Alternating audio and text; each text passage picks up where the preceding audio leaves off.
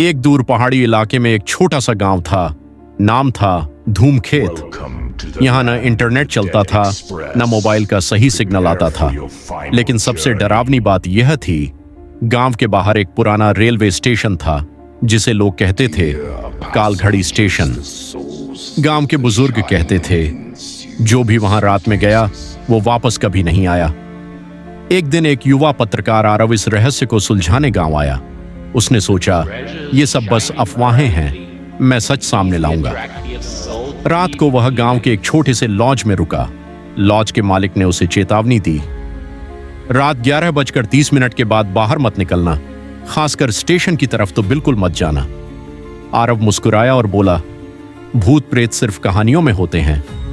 लेकिन उसे क्या पता था, आज रात उसकी जिंदगी बदलने वाली थी।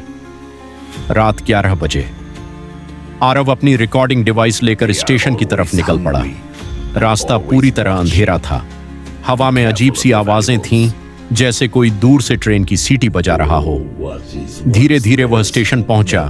पुराना टूटा हुआ स्टेशन, जहां घड़ी रुकी हुई थी 11:46। अचानक एक जोरदार आवाज आई, छू छू। धरती हल्की कांपने लगी और फिर एक पुरानी काली धुएं से भरी ट्रेन स्टेशन पर आकर रुकी। उसकी खिड़कियों में परछाइयां हिल रही थीं, लेकिन कोई आवाज नहीं थी। दरवाजा अपने आप खुल गया। एक ठंडी हवा बाहर आई और एक आवाज गूंजी, छड़ या ना छड़। आरव का दिल तेजी से धड़क रहा था।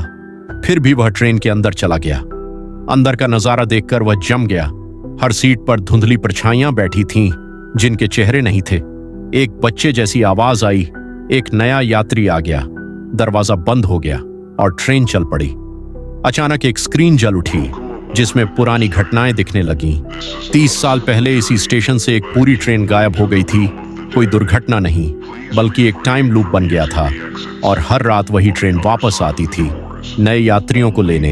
एक परछाई बोली, हम यहां फंसे हुए हैं, समय ने हमें छोड़ दिया है। आरव घबरा गया। उसने बाहर निकलने की कोशिश की, लेकिन सभी दरवाजे बंद थे। सिर्फ एक पुराना लीवर दिखा। उसने जोर से खींचा। अचानक ट्रेन तेजी से हिलने लगी। बत्तियां फ्लिकर करने लगीं। एक तेज आवाज आई, लूप ब्रेकिंग। सब कुछ सफेद रोशनी में डूब गया। अगले ही पल आरव फिर से उसी स्टेशन पर था, लेकिन अब स्टेशन नया दिख रहा था, जैसे कुछ हुआ ही नहीं। उसके हाथ में एक टिकट था जिस पर लिखा था फाइनल पैसेंजर आरव। वह पीछे मुड़ा। ट्रेन धीरे धीरे गायब हो रही थी, लेकिन आखिरी पल में खिड़की में उसकी ही परछाई ट्रेन के अंदर दिखी और फिर एक धीमी डरावनी आवाज आई, कुछ स्टेशन ट्रेन के लिए नहीं होते, वे आत्माओं के लिए होते हैं।